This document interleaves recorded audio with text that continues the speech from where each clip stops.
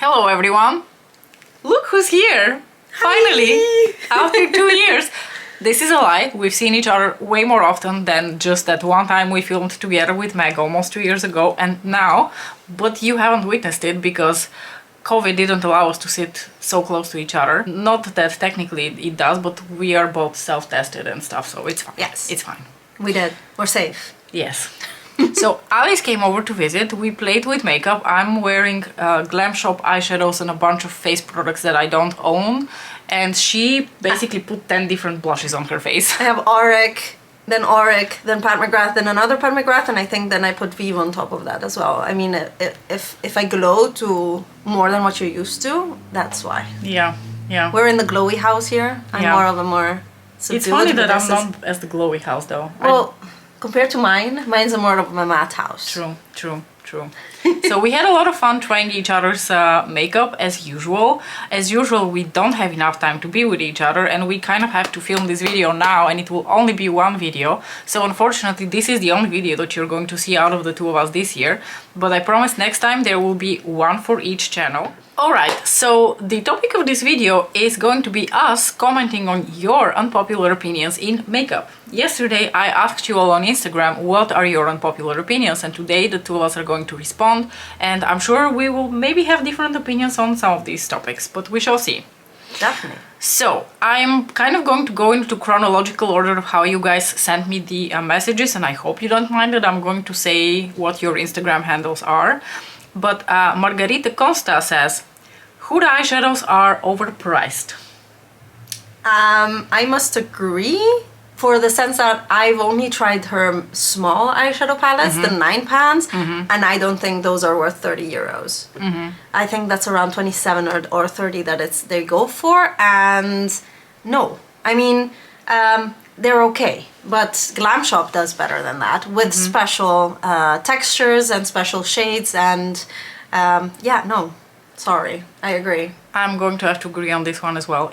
I have to say though, it's been a very long time since I've tried Huda's eyeshadow formula. She may have evolved since last I tried her eyeshadows, but it was also for me the 9 pans. And they were just okay, you know, they were okay. There was nothing special, nothing to distinguish them from all the other eyeshadows that I had tried. And at the time I felt like Juvia's Place made better eyeshadows that were more impactful and more metallic than what I found in Huda's eyeshadow palette. And granted, I only had the one, but it was just not special enough for me to ever feel compelled to buy more. And for whatever reason, Huda doesn't have much appeal to me as a brand. No, but also if she would be done making rose, well, a bit like Pat McGrath, but if she would be done making quartz rose purple things, yeah, not my color story either. But they do say that the bigger palettes are better quality, because I think the bigger palettes are made in Italy and the smaller ones are not. Oh, that could be the case then. You shouldn't quote me on it, but this is what I remember, and that's what I thought is like. I think the pricing for the big ones maybe is justified, but definitely not for the small ones. No, and I've never tried one of her big palettes, so then we cannot really comment. Like, as far as our experience goes, only for the small ones. We agree with you for sure. Yeah. All right, let's go up the list and see who else commented. Ooh, we have a saucy one here from Bia. Ooh. Hello, love. Very happy that you shared with us your unpopular opinion. It's going to be a saucy one. I really want the beauty industry to get over the whole everything has to be glowy and dewy. On very oily skin like mine, it is ridiculous. Along the same lines, I'm also tired of liquid blush, bronzer, highlight for the same reason. Cream products also expire before you can use them up. And go! So this is a difficult one because I have oily skin. You can see the amount of glow here. I look and I see sweat, so or not sweat but grease. So I agree. I understand, Bia, where you come from, but I am all into the cream bronzer, blush, highlighter life right now. As we just discussed, I have half of a bottle of Auric all over my face. But there's products that are good for oily skin and that give you a shine, and especially it's the placement. To me, it's all the placement. You'll never see me wear glowy things in the center of my face unless I come here and try glowy things. But I will have glow on the perimeter where I'm less oily or not oily at all. So I am half and half. I agree that pushing the glow and the dew has been very hard this past year or two. And I also think that it will also slowly like wither down. We'll switch all matte again. Hopefully not all matte and full coverage like it was a few years ago. That's also not a good look, you guys. Let's keep it natural finish and light coverage. Bia. Oh, a few years ago I would have been on board with you, but the last year or so, or like 2 years, I've really been enjoying all of those like cream and liquid products. So unfortunately I'm going to disagree on this one. But I will say this, the makeup industry needs to stop focusing on whatever is the hype at the moment and just balance it out a bit. You cannot only make dewy products and you cannot only make full coverage matte products, because a couple of years ago when everything was so dry and so like 2016 Instagram makeup, I was like, that was also okay, really? Like what are people going to do who actually want some dew on their face? And now we are in the opposite situation where people who don't want any dew on their face are kind of stuck with the dew because there's nothing else on the market. All the brands follow whatever is trendy at the moment, forgetting that your customer base is always a very varied group of people. So you need to target all of them and you need to make all of them happy.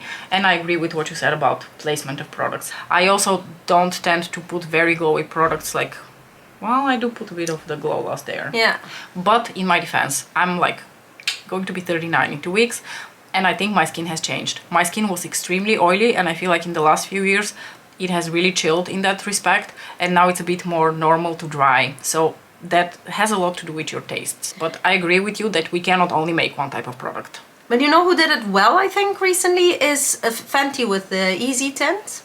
Because that is feeds into the light coverage type of trend, but it dries down to demi-matte satin finish, I would say. It's not glowy at all, and it can be used on both sides. If you use a Glow Loss by Auric underneath, or Charlotte Tilbury Flawless Filter, you can make it glowy, but you powder the center and it will last you and it will be matte. So I find that is a better way to be able to cater to both. And on that note, actually, I see also differences between the product formulations when it comes to cream and liquid products. Like the melt blushes, I think they're very like waxy and very dewy, so if you have very oily skin, you are not going to like these.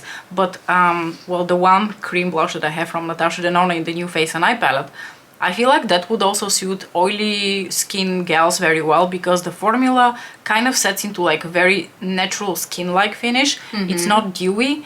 It's still a cream, but it's not the kind of cream that makes you look like you have sweated in the gym. Yeah. So I think it's also finding a little bit the right formula of product that works for you, because in the end of the day, they do look very beautiful and natural on the skin compared to powders, or at least some powders. Powders are also like made of different quality, but I do think that depending on the formula and the placement of the cream product, it could work really well. So we partially agree and we partially disagree on this one. Yeah.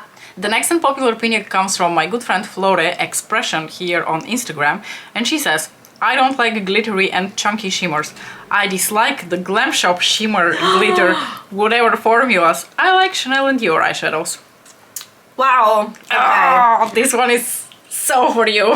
I came here with like all of my Glam Shop shadows because I needed to convince Mariam that they're just as good as the Pat McGrath ones. We disagreed on that, but I do see her point. I'd never tried Chanel and Dior, but I know that I am over the simple, usual shimmers that we used to have a few years ago. I'm thinking Makeup Geek before the foils, even like the classical shimmers. Over it, it's just doesn't look as good as either a very strong foil metallic or something like I'm having right now. That is gorgeous. I am super mesmerized by your eyes this whole afternoon. I'm like, and this is Tami Tanuka, so it's also an indie pigment. But the Glam Shop I like a lot because they have the base color and they have the glitter. It's not glitter, but the mica sparkle on top. I think it makes it so much more interesting. I can't do simple shimmers anymore. It has to be special somehow. That's where we're going. We have all the colors. Now we need to vary in texture. I'm going to be a little bit in between, in my opinion, in the sense that I understand where you're coming from, because I touched a lot of these eyeshadows. They feel very chunky and very heavy, and I can completely understand that if your taste leans to more subtle, more understated looks, you're going to find these eyeshadows really hard to work with, really unflattering, and you're not going to have a good time. But at the same time, I can also see your point, because they make really interesting duochromes. Personally, I've seen all of these duochromes because I followed indie companies way back when they would make all of these in like a loose formula. So I've seen all the duochromes, I've seen all the different shifts. Nothing is new to me in that aspect, which is why I'm in the middle, in the sense that to me the glam shop shadows are something from the past. Seen that, done that, you know, been there. And those more chunky formulas, now that I have Pat McGrath, are just not as sophisticated. So I'm in between. I don't want to go all the way to Chanel and Dior eyeshadows, because those are just, they don't have enough oomph for me.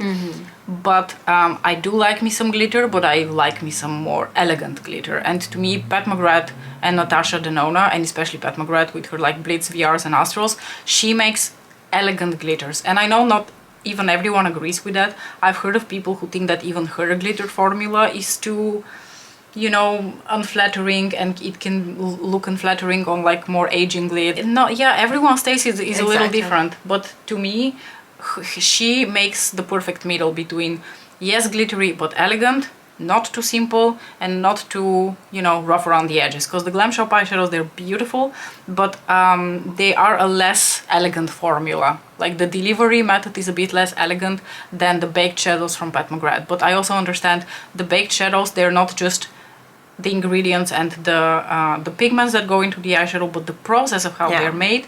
And yes, an indie eyeshadow company cannot make baked glitters. That's just not how it works. No. But that's also reflected in the price difference. And I think Flor is also a working makeup artist, and I think that is even a different audience or use of makeup that, I mean, her work is amazing, and definitely not something I would put glam shop shadows on. I guess it would be inappropriate in that setting. So True. One of my oldest friends, one of my oldest followers here on YouTube, and by oldest I mean she has followed me the longest amount of time, is Denise. Hi Day. So nice that you decided to ask us a question. Well, not a question, but like state your unpopular opinion. Day says, older, more mature women should not wear glittery eyeshadow or dark lower lash line. Fui on these opinions. Every woman should wear at whatever age, whatever the heck she wants. Yeah. Whatever the fuck makes you happy. Exactly. That's my motto in life. Exactly. If you want to be covered with blue eyeshadow up till your brow bone because you are stuck in the 80s and that was your favorite time and age of life, then fucking wear blue eyeshadow all the way up to your eyebrows. You're not hurting anyone, so by me, just wear whatever makes you happy. And these rules are made to be broken. Yeah, and maybe there are rules that work if you have to do a red carpet or things like that. But you doing your own makeup, the only rule is what your taste is. And even there, you can push it and you can go further. And you don't even need to stick to what you know and you like, and just experiment. No. I think I'll wear glitter on my eyelids until I can. Until I have eyelids. Yeah, I might have multiples, too many eyelids by then, but... you know, see it as more realistic to work with. Just pulling it back from here, though. Same for me. For as long as I love makeup and I enjoy glitter, I will wear it. Maybe a day will come when I will be like, you know what, I'm over the glitter, now I want to wear matte eyeshadows, and that's fine too. But I think the most important thing is to do whatever makes you happy. I think that we are past the age where someone will dictate rules on how women should wear their clothes or their makeup or whatever. So we make our own rules now, and I think if you ask an actual woman if she thinks she's too mature to wear glitter without all the outside inputs from people and society and whatever, she will probably tell you, if that's her taste, that she would really like to wear glitter eyeshadows, and she should. I do my mom's makeup sometimes, and we go ham. She bought the mini Natasha Denona when we were together at Sephora, and she just goes for it, uses it, loves it. I think she has mini sunrise even. Like Really? not mini nude. Like she goes for it. I love it. Yeah, me too. I love that. So one of my besties, Emily, hi Ems, says Charlotte Tilbury is the axis of all evil. What does that mean? I know why she says that. It's an insider joke. When she watches people's videos and they have commercials on them, like 95% of the commercials are Charlotte Tilbury going, darling! And she just cannot. I don't. Unpopular opinion, I can't stand the lady. I mean, her work, amazing. Also, her looks are always the same, to be honest. But amazing, looks amazing. Just don't talk to me. Yeah, no, I cannot. The phony and like fake. Fake. Yeah, the word is fake. Were you looking for fake? Yeah, I think the word is fake. I don't know. Maybe she has like I don't know. People who know her in person seem to like her, so I don't see why not. It's just not an attitude or a way of life that I can relate to because it sounds fake to me, and you can't love and call darling to everybody. True. But you know, the thing is, when Charlotte does it, it annoys me, and when Pat McGrath does it, it doesn't. Yeah, but you have a thing. Like true. I'm very biased. You're very biased. But you would buy anything she makes. Okay, Ems, does Pat McGrath annoy you? Because Pat McGrath also uses a lot of like superlatives all the time, like darlings, and everything is sublime, and everything is, you know. Me, it most of the time doesn't really annoy as much as it annoys me with Charlotte Tilbury. But I feel like Charlotte is just one of those like... She also posted that her husband has never seen her without makeup because she goes to bed with makeup and wakes up to do her makeup before. I don't know. Do you think that's true? I can't imagine it. It's so 40s, 50s, one of these booklets that they gave teenage girls when they were sent out to marriage. I can't believe it. And it's such the wrong... Oh, no, I'm gonna go on a tangent. It's such the wrong thing to portray as a aspirational figure for a lot of young makeup artists or girls in general. True. You should never, ever do your makeup for a man. You should do your makeup for you. As a creative expression, as to make you feel better, whatever you need, you do it for you, not for a man. I had this discussion with a friend yesterday as well. Yeah, it's. I completely agree with you. I forgot about that statement that she made, which was also like, oh, I don't. First of all, I don't believe it. And if you do, how sad is that? Yeah, and now I'm almost ashamed that I bought something from her, but I shouldn't. I mean, the makeup is good. No, I mean, don't be. I mean, the makeup is good. The makeup we can separate a little bit from her because she's not necessarily a bad person. Like she's not a problematic person. She's just, you know. Not the kind of personality that everyone jives with. And I think that's also one of the reasons that I've never wanted to buy one of her products because I just don't find her personality and her makeup brand very appealing. But yeah, we kind of agree with you. I don't know if she's the evil of all what did you say? The axis of all evil. I don't know about that. But she certainly is annoying as hell. Charlotte would probably be the kind of woman that would tell you that if you have mature eyelids, you shouldn't wear glitter.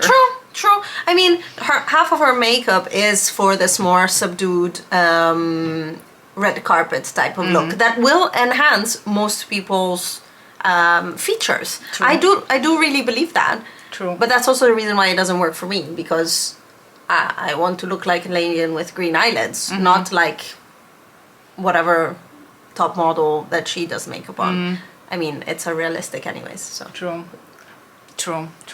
You know, we are more like we're the runway Pat McGrath type. We're not the red carpet Hollywood event Charlotte Tilbury type. I thought you were gonna say Drag Race, but sure. I think I've passed my Drag Race days. There was a time when maybe I would have identified more with Drag Race, but I think now I'm more towards like runway makeup Pat McGrath style. Okay. Yeah. Whatever the fuck that means. Ems has more unpopular opinions for us. Second one, using palettes only once for review and then decluttering should be outlawed.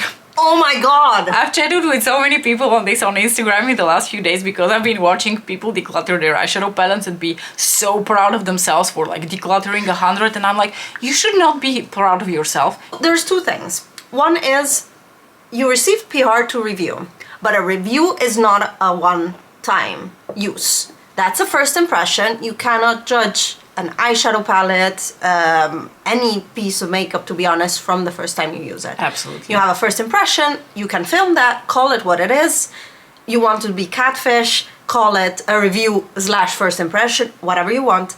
But before you can tell me you reviewed it and you can declutter it, use it a little bit more. That's one thing. And the other thing is, buying for reviewing, that is even worse, I find, because then you're doing the wrong thing for YouTube. You're like spending money to be able to do videos. There are so many things to unpack in that statement, but I agree. I totally agree. Yeah, no, it irks me so much when people who receive PR on the regular basis and a lot of eyeshadow palettes will give me a review on that palette when I know that they have received more palettes throughout the year than there are days of the year. So I know, I'm not stupid, that I have not worn that palette more than twice.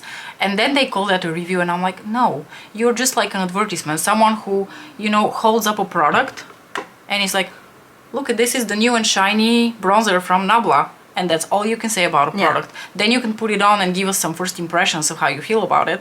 But don't call it a review because it's not a fucking review. I know how I feel about a product months after I have bought it. It takes me months to fully form my opinion on products, and sometimes that is like the 180 opposite of what I felt about it when I first used it.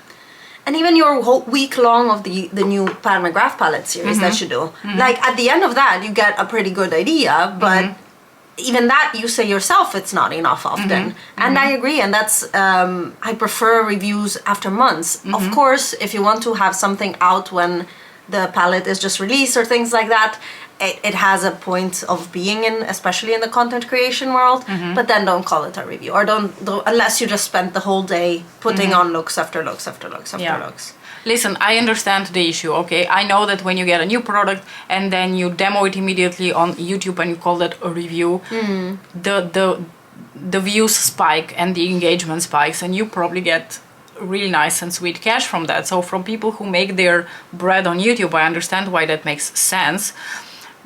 But for me as a consumer, I don't ever believe that to be a review. I'm only there to kind of see how the product looks like and how it applies, but I take the rest with a grain of salt because I know that that's not a review. There is also the amount of waste that is created, because a lot of these people will declutter palettes and say that they're going to declutter them to family and friends, and I'm always like, who are your family and friends? Who wants rainbow palettes? We can't get rid of our makeup to family and friends.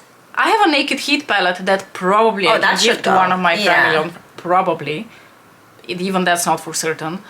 But everything that is like my colorful Julius palettes, I think I'm going to have to sell those because I don't think anyone's going to want those. So what do they do with all of that product? Do they give it to family and friends, or do they actually toss it in the bin, which is so wasteful? And I'm sorry, this may sound also really phony, but like in the past year I've struggled so much accepting the amount of waste that we create and what happens with that, and how incredibly self-destructive we are without any thought for the long-term future. It really irritates me when I see people decluttering 100 palettes per year. Times several years. Exactly. Not to mention the amount that they have kept that they're still going to declutter next year. Exactly. Because we all know they're not going to use it when they receive the new 365 palettes that will be released next year. And it's just this vicious cycle where I kind of understand, but at the same time I feel like, Jesus, have some moderation. That was what Samantha Ravindal did, right? She got herself off of all the PR lists to be more sustainable, to not have the amount of trash that she has, to the amount of product that she doesn't use. And then she discusses individually with brands about individual products that she's interested in reviewing or using or trying. But Sam has the privilege of being at 1 million subscribers and I know, makeup brand. So I understand that if you're only in like the 200k range or in that middle sort range, or even our range, which is so minuscule, you don't say no to PR and you don't say no to reviewing your PR. So I understand both the sides, but that I have to say that it annoys me more to see people just tossing product that is barely new and calling that decluttering proudly, as if, you know, they have done something that they deserve a pat on the back for. That's the thing. I'm so done also. What is this thumbnails? Oh my god, I decluttered over 100 are gone. Over whatever are gone. That is not something to be proud of. Like, I am proud if I declutter very little. I am proud when all of my makeup purchases were good and I didn't have to declutter anything. And what if all that I declutter goes to a new home? Yes. That is what I aim for. I know that you sell a lot of your makeup, and Yeah. I have also never tossed anything in the trash that wasn't just extremely old and expired. Exactly. I've sold everything that I've decluttered. Yeah. Even if it was for a symbolic price, at least I know that it went to someone who will Exactly. enjoy it for the long. I had to throw away all of my ColourPop liquid lipsticks this year. I had, over the years, had to throw away some that were going bad, and this year, unfortunately, literally I have maybe 3 or 4 left. And it kills me because I love those lipsticks and I love the colors, and I would have kept them to be used a few times a year.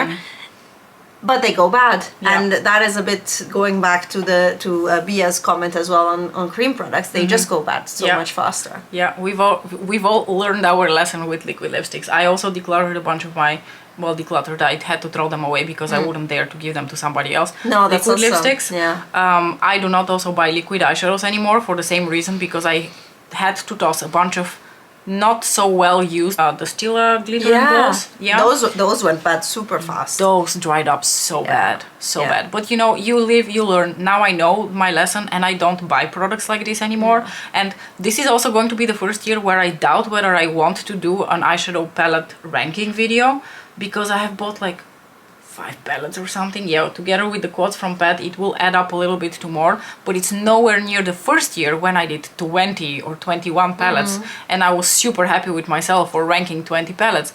And now I'm so much prouder of myself for doubting whether I should do an eyeshadow palette ranking video because I didn't buy enough palettes. Emily also says, along that goes, no quibble returns on beauty like in the US should be stopped. Faulty quality issue expired, then yes, but just because somebody chose the wrong shade of blush or just doesn't like the product, hell no.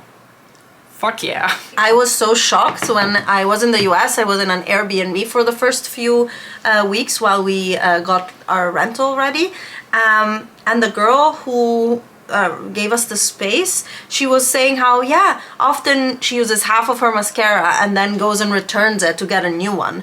I'm like, is this Excuse me? allowed? Really? Is this allowed? I think because sometimes the return policy is a year. I am out of my mind. And like here in Europe, you only return new unused, unopened, or faulty, or something. I once returned a MAC base because it broke me out, and they said absolutely, I'll give you your money back because you had an allergic reaction. Fine, but how would you give back your lipstick or mascara even that you've used for a while? That's ridiculous. I just think that it creates a mentality of frivolity and a superficiality. Buy, because you can always return. Yeah, it's very capitalist, of course. Yeah. I understand. It comes from the US, so it's very like capitalist minded, without any afterthought for the amount of waste or for the mentality that it creates. And I understand that after so many years, people are so used to it that they don't even think twice.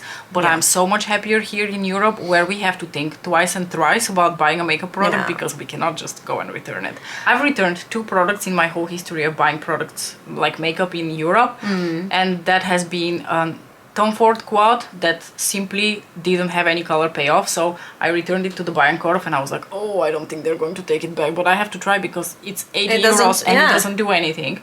And I returned the Celestial Odyssey a couple of weeks ago, which I bought from one of our luxury stores here because it was a present and it came with citrine envy completely shattered, and it broke my heart because if it was a palette I had ordered for myself, I would have scooped it back and put it back to minimize the waste, but it was a present, so I had no other choice but to return it. Obviously people have started to abuse it. I understand where it comes from. It maybe comes from a good place of like, oh, if you bought something that's wrong for you, you can easily return it. But it has morphed into this monster where people abuse the system so bad. We all know that people do videos of like 1,000 euros spent at, well, dollars spent at Sephora with products that they plan on returning after that. We all know that happens, and it is so fucking wrong. And on the trying out thing, especially now we're in lockdown, we can't actually go. I wanted to go to a store to try foundation shades or highlighter shades. Do these sampler packs. Lisa Eldridge did it. €3. You put it in an envelope. It doesn't even cost a lot to ship. and then people can try out the product at home and then purchase it in a sustainable and yeah, you know your shade, you know if you like the formula. If we can't go in store, let's do that. Yeah. Shall we go to your Instagram? I'm Yeah. sorry for everyone who did not get the chance to have your unpopular opinions addressed in this video from my Instagram. We Maybe talk we too can do much. a part. Yeah, we ramble too much. Sorry. I have very good one for Mariam, and it comes from our common friend Meg, and she says, heavy, luxurious feeling packaging actually just makes product harder to recycle. Huh? That is something we like a lot, right? To just have, and I just put on a nice Pat McGrath lipstick. It has a weight to it. It's not Makeup Revolution. True. The new Natasha Denona palettes have a weight to it, but it is harder to recycle. That depends on whether we're talking about something that is in cardboard or in plastic, because plastic is just plastic. It's always harder to recycle, right? That's true. And of course, I'm deeply unfamiliar with how luxurious makeup packaging is made and what components go into it that might be much more difficult to recycle than something that's cheaper. But I can tell you, I think what the danger is with having the cheaper products, at least for me, it has always been a danger. Well, if I can spend €2.50 on a lipstick, I can buy 10. Whereas with this one, I'll probably just buy the one or the two, and I will use them until they are used up because I've paid so much money for them. You're literally creating the same amount of waste anyway. Yeah, but I think And I will be more likely to declutter them later because I will not find them as special as my luxurious items.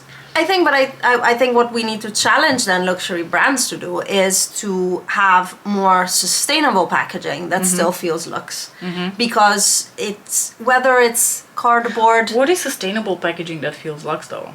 That I don't know. That is my question to them. Yes. Right? Some anyone know innovation. that? Some innovation. I think there's. Yes, I like that. Something for the R&D departments. Yeah, exactly. And there's packaging. There's cosmetic packaging companies that do that. Either working with a completely like CO2 neutral. How do you call it? Life cycle of the product, of the packaging, either making it from recycled plastic or making it in a very recyclable way. I think there's a lot of space for innovation there. True. And I think luxury brands is where it's at, because it's not going to be Makeup Revolution who's going to go and do sustainable research. It's going to be the ones who have the extra margin and the luxury, and then offer me a super cool, heavy feeling makeup, a piece of makeup that I can recycle or even better refill. Right? I like the idea of what Charlotte Tilbury did with her refillable lipsticks. I will probably never finish a lipstick in my life. I hope I will, but unlikely. Same. That was a very interesting one, Meg. And if somebody knows how exactly you can make luxurious feeling packaging that is also more environmentally friendly, then I would be so interested to hear more about it. Thank you. That was quite thought-provocative. I never thought about it that way. Lisa at the Lisalicious says, thin eyebrows are back and the trend scared me for life the first time. They are back? I hope not. I really hope not. I am all here for the caterpillars. Me too. I'm bushy brow all the way, but I had the thin brows. Oh. I would not go back. I would not go back. Sister, we've all been grown up in the 90s. Let's hope not. Let's just all collectively show them pictures of us from the 90s to convince them. To scare everybody. Yeah. To scare everybody. It's just like when you talk to people who don't have kids and you're a parent and you're like, and your friends are like, that was the best contraceptive ever. Yes. Don't say a word more. Just put up pictures of us with the caterpillar eyebrows to scare them off. That and low-rise jeans. I mean, nobody needs muffin tops back in the world. Oh, those where your butt crack was always visible. Yes. No, nobody needs that. I have one last one for today, and that's from Angelica. And she says, highlighter. Fun yet unnecessary product to achieve a nice overall glow. The horror! No, I disagree wholeheartedly with this one. Really? Sorry. Even with like putting something like Glow Lust all over your face. Okay, I'm joking. Of course you can achieve a glow with putting a lip balm on your face. You can be as simple as that and still achieve relatively the same amount of effect. But because I like highlighter and I think it's one of the most fun makeup products and most fun makeup steps that I would never miss from my routine, I cannot agree that we should simplify highlighter.